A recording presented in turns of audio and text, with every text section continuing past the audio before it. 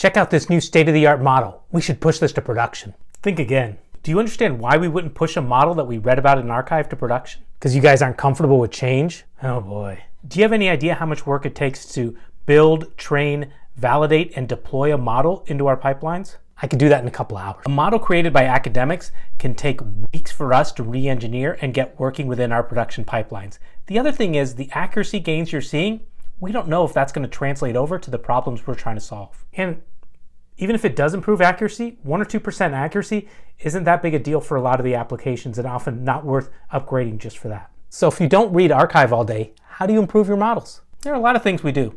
Tell them about your Kaggle work. I just finished competing in the auto competition on Kaggle, and the third place team used a rules-based approach that beat thousands of people. It just goes to show you that understanding and knowing the data, you can build a rules-based approach that builds a machine learning model. Remember Tom, that PhD, he spent weeks building a few-shot learning approach because he said he didn't have enough data, didn't get anywhere. We handed the project off to Sarah. She worked with the business, took a little bit of her free time, labeled some data, and she was able to quickly build a very effective model by just taking the time to label data. You data scientist, as the person who has to put these things into production, I much prefer a simpler model. They're much easier to understand when I'm trying to troubleshoot them. They take a lot less compute.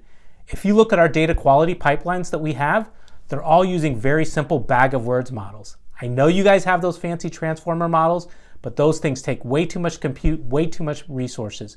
If we can do it with a simple model, that's what we're going to choose. That makes a lot of sense. I should probably brush up on past meetings where we talked about using tools like CleanLab as well as doing error analysis with our models. Hey, I just saw this Centric AI course. All the videos are free. You might want to use it to brush up.